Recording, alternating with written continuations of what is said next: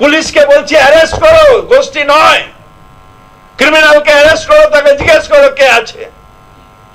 যদি গোষ্ঠী হয় গোষ্ঠীকে অ্যারেস্ট করো।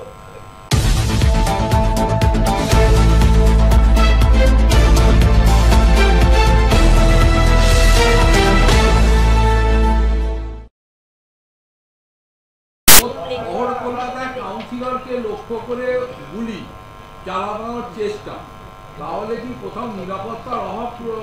কালকে বলেছি, আজকে আমি সেমটা রিপিট করছি, এনাফ ইজ এনাফ। উত্তরপ্রদেশের কালচার, বিহারের কালচার,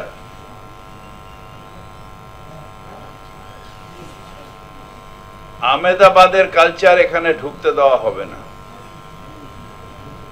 আমাদের মুখ্যমন্ত্রী মমতা বন্দ্যোপাধ্যায় বারবার বলেছেন পুলিশকে যে আর্মস উদ্ধার করো,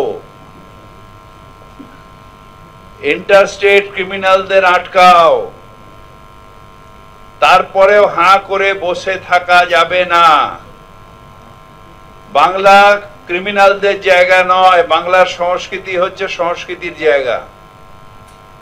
আমার কাউন্সিলর, আমাদের কাউন্সিলরকে খুন করলে, যদি খুন হতো তাহলে তার পরিবারের একটা প্রাণ যেত, মানে তার পরিবারের ক্ষতিগ্রস্ত হতো, আমার দল ক্ষতিগ্রস্ত হতো। তাই পুলিশকে বলবো অ্যাক্ট নাও, অ্যাক্ট নাও। মুখ্যমন্ত্রী বলার পরে কেন আর্মস ঢুকছে, কি করে আর্মস ঢুকছে, ইন্টেলিজেন্স কোথায়, নেটওয়ার্ক কোথায়? গুলি হয়নি, ভগবানের কৃপা, লক হয়ে গেছিল, 9mm চালাতে পারেনি।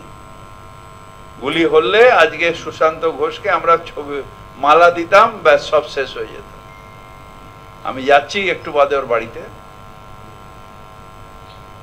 সকালে আমার সাথে কথা হয়েছে, রাত্রিবেলা টেনশন রয়েছে। ওর পরিবারের পাশে আমরা সবাই আছি, পুরো পরিবারের পাশে আছি।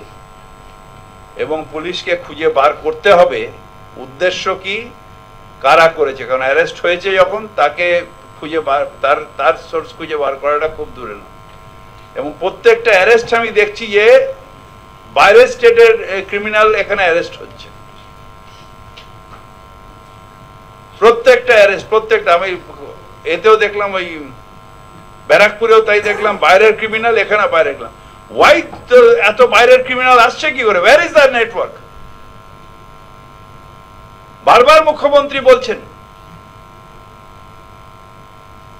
নাকি মুঙ্গের থেকে আমসা, যারা মুঙ্গের থেকে আমসা আন ধরার জায়গা করো। যদি জল জমে, আমাকে তো জল জমার ব্যবস্থা করতে হবে, জল না থাকলে আমায় ব্যবস্থা করতে হবে। সেরকম তোমাকেও তো যখন বাইরের থেকে আমস আসছে, সে আমসটা না আসাতে তোমার ব্যবস্থা করতে হবে। তোমাকে তো আমি গিয়ে জিজ্ঞেস করবো না যে জল জমাটা কি করে বন্ধ করলাম, তা তুমিও করো।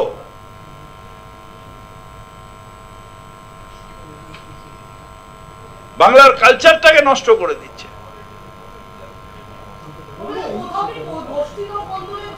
আপনাদের এই এক সমস্যা, গোষ্ঠী দ্বন্দ্ব। কিসের গোষ্ঠী দ্বন্দ্ব? ক্রিমিনাল ইজ ক্রিমিনাল, তাকে অ্যারেস্ট করতে হবে। কিসের গোষ্ঠী?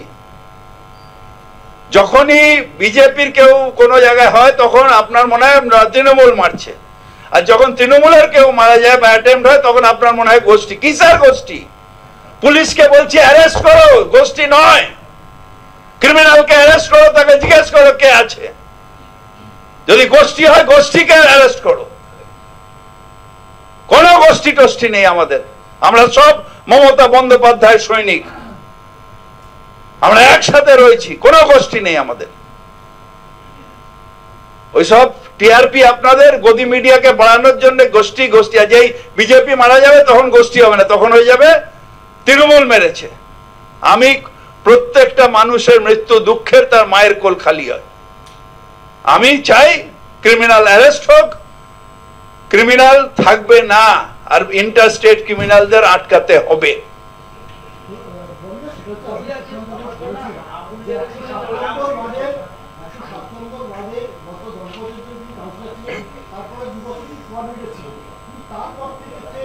সেখানে আবার যারা দুষ্কৃতী সেই মাথা চারা দুষ্কৃতী মাথা চাড়া দেওয়া সুশান্ত ঘোষের আটকানোর কথা না, ফিরহাদ হাকিমের আটকানোর কথা নয়। এটা আটকানোর কথা পুলিশের। পুলিশকে তাই বলছি, পরিষ্কার করে আটকান। আমি কোঅর্ডিনেটর থাকি আর কাউন্সিলর থাকি, আমি দুষ্কৃতী আটকাতে পারবো না। রাস্তার ঝাড়ুটা ঠিক হচ্ছে কিনা আমার দেখার দরকার, রাস্তায় জল জমছে নাকি আমার দেখার দরকার, জল পাচ্ছে কিনা আমার দেখার দরকার। আমি দুষ্কৃতির সাথে লড়াই করতে পারবো না। আমার কাছে আর্মস নেই, আমার কাছে লাইসেন্স নেই, আমার কাছে কিছু নেই। ওটা তো পুলিশের কাজ।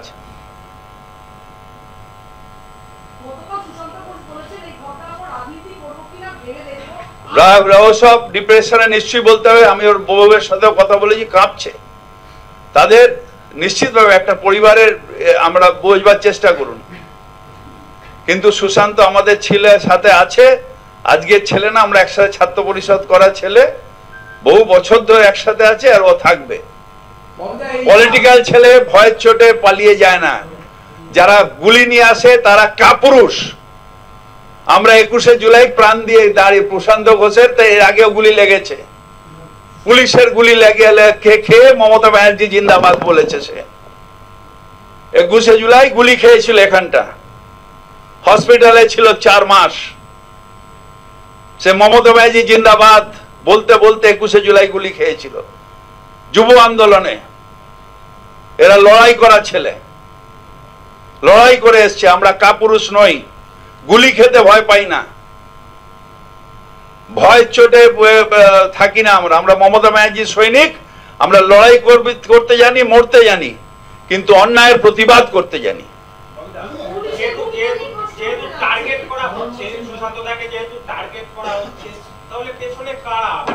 কারা যদি আমি ইনভেস্টিগেট, আমাকে তাহলে একটু সময় দিন, আমি আরেকবার ইউপিএসসি পরীক্ষা দিই, আইপিএস এর পড়ি, ট্রেনিং নিই, তারপরে ইন্টেলিজেন্স সার্ভিসে যাই, পড়ে তারপরে আমি কারাটা বার করব।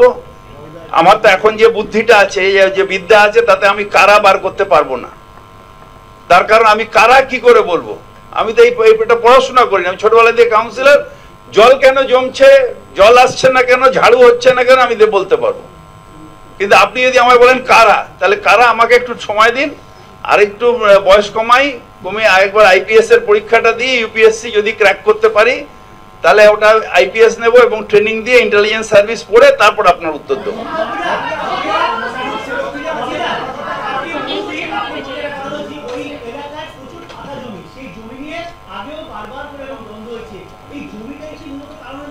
আচ্ছা, আপনাদের এগুলো অ্যাজাম্পশন, আমি কিছু বলা অর্থাৎ আপনি ড্যাং ড্যাং ব্রেকিং নিউজ দেখাবেন, কিন্তু আমি কনসার্ন অ্যাবাউট সুশান্ত ঘোষের সেফটি। আমি আপনার টিআরপি নিয়ে কনসার্ন নই। সুতরাং আমি এসব নিয়ে বলতে পারবো না। কি ফাঁকা জমি ফাঁকা আছে, কেউ যার বাড়ি সে বাড়ি করবে, এটা তো আলাদা ব্যাপার। এটার সাথে এটার কি সম্পর্ক?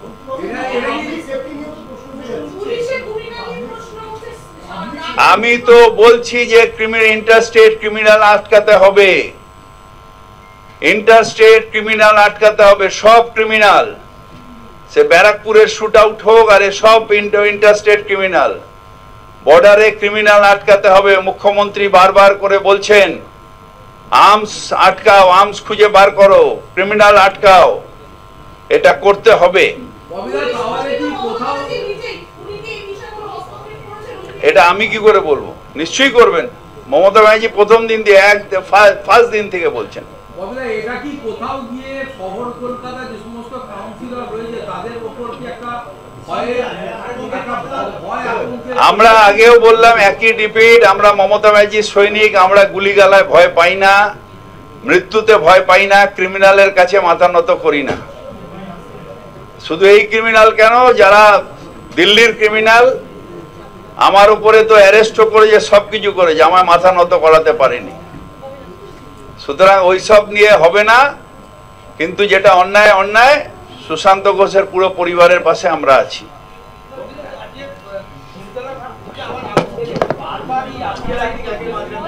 এটা হচ্ছে যে অসাবধানতা।